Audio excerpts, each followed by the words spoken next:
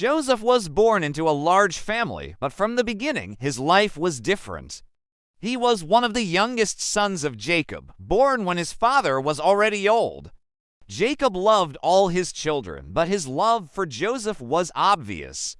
It showed in the way he spoke to him, the way he protected him, and most of all, in the beautiful coat he made especially for him. The coat was colorful, carefully designed, and unlike anything his brothers owned. Whenever Joseph wore it, it quietly announced something his brothers already felt in their hearts, that Joseph was favored.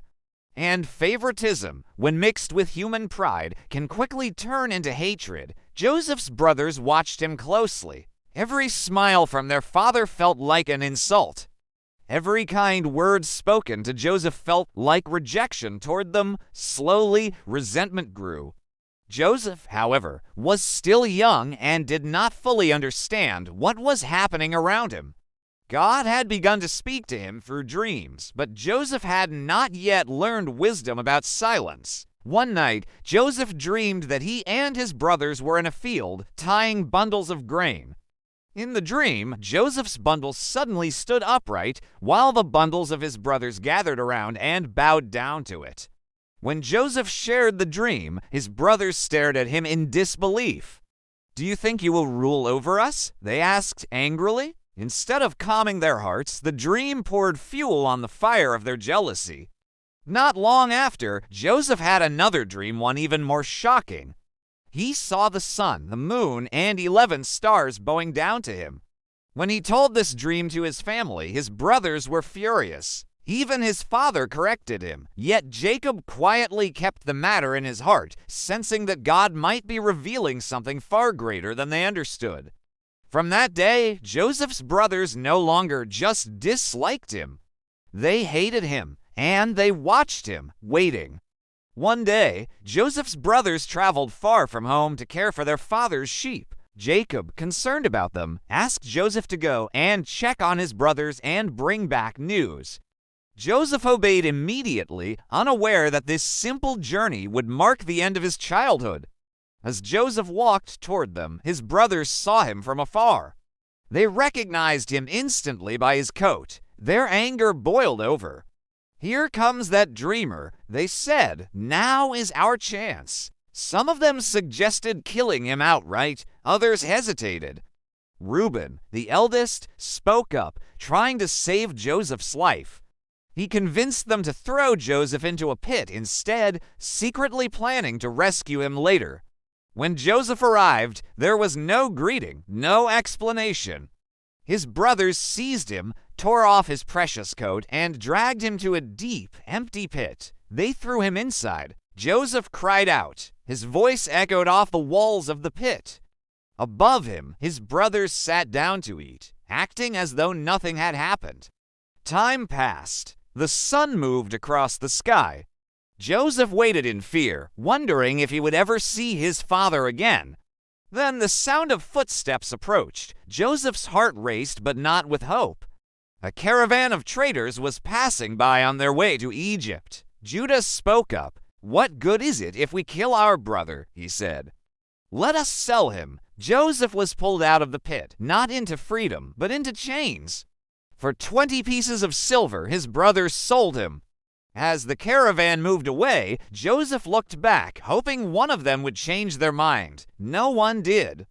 To hide their crime, the brothers dipped Joseph's coat in blood and brought it to their father. Jacob recognized it instantly. His grief was unbearable. He tore his clothes and wept, refusing comfort. "My son is gone," he cried.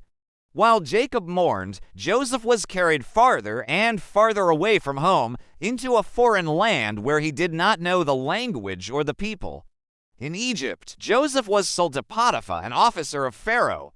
Once again, Joseph was a servant, but God had not left him. Everything Joseph touched prospered. Potiphar noticed this and placed Joseph in charge of his entire household.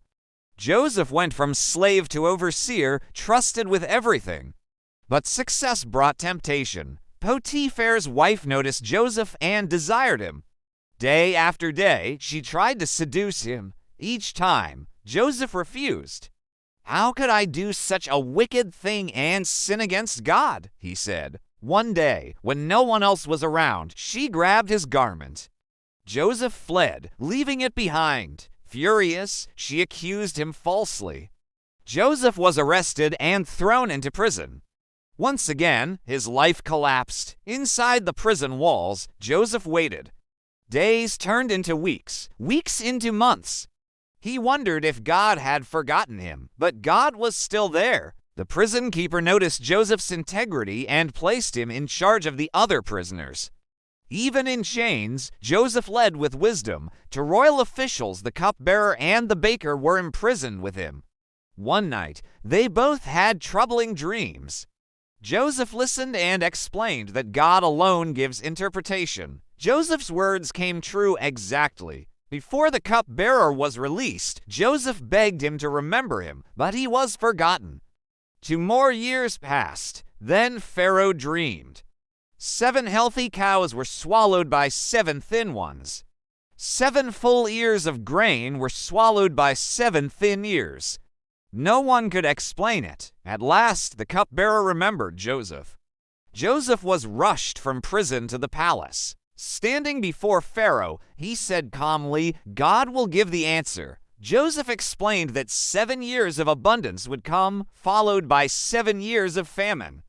Pharaoh recognized God's wisdom in him and placed Joseph in charge of all Egypt. In one day, Joseph went from prisoner to ruler. When famine spread across the land, Joseph's brothers came to Egypt for food.